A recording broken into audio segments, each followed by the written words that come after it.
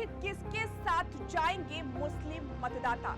और सबसे बड़ा सवाल, क्या बंटवारे का फायदा बीजेपी को मिलेगा?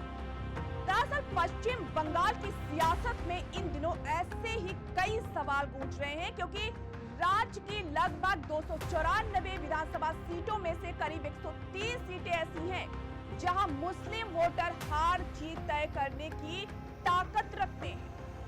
राज्य की कुल आबादी की अगर बात करें तो मुसलमानों की हिस्सेदारी करीब 27 से 30% है, यानी हर 100 में से लगभग 27 से 30 वोटर मुस्लिम हैं। और यही वोट चुनावी नतीजों को पलटने का पूरी तरह से दम रखते हैं। मुर्शिदाबाद, मालदा और उत्तर दिनाजपुर जैसे जिले ऐसे हैं जहां की स्थिति बहुत ज्यादा अहम मानी जाती है, जहां मुस्लिम मतदाताओं के समर्थन के बिना जीत हासिल करना नामुमकिन माना जाता है। लेकिन इस बार की तस्वीर थोड़ी बदलती नजर आ रही है। दरअसल मुस्लिम समुदाय के कुछ लोगों को लगता है कि राजनीतिक पार्टियां उन्हें सिर्फ और सिर्फ वोट बैंक की तरह इस्तेमाल करती हैं, लेकिन उनके विकास पर उतना ध्यान नहीं दिया जाता।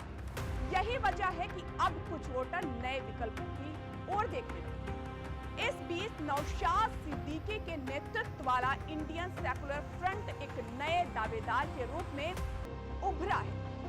आईएसएफ ने वाम मोर्चा और कांग्रेस के साथ गठबंधन किया है। हालांकि इस गठबंधन का असर कितना होगा ये अभी तरह साफ नहीं हो पाया है, लेकिन इतना जरूर कहा जा सकता है कि इससे मुस्लिम वोटों का बंटवारा हो सकता है। और वही टीएमसी से निलंबित विधायक हुमायूं कबीर ने असदुद्दीन ओवैसी की पार्टी एआईएम के साथ हाथ मिला दिया। हुमायूं कबीर की आम जनता उन्नयन पार्टी और एआईएमआई मिलकर 182 सीटों पर चुनाव लड़ने का प्लान बना रहे हैं। पूरा मूड बना लिया है कि वो दोनों लोग मिलकर 182 सीटों पर चुनाव लड़ेंगे। इस गठबंधन का सीधा मकसद यही है कि मुस्लिम वोटों में बड़ी हिस्सेदारी हासिल करना। हालांकि इस नए समीकरण ने सियासी हलचल तेज कर दी है।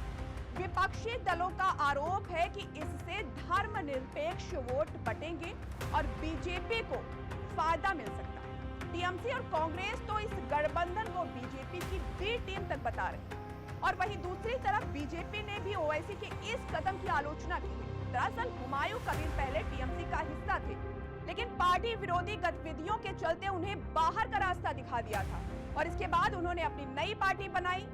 अब ओवैसी के साथ मिलकर चुनावी मैदान में उतर चुके हैं। बाबरी के नाम पर मस्जिद निर्माण को लेकर भी वह पहले ही सुर्खियों में रह चुके हैं। हाल ही में हुई संयुक्त प्रेस कॉन्फ्रेंस में ओवैसी ने साफ कहा कि उनकी पार्टी एआईएमआईएम हुमायूं कबीर के साथ मिलकर पश्चिम बंगाल में पूरी ताकत से चुनाव लड़ेगी। वहीं कबीर ने भी भरोसा दिलाया कि ये गठबंधन अटूट रहेगा, यानी कभी नहीं टूटेगा।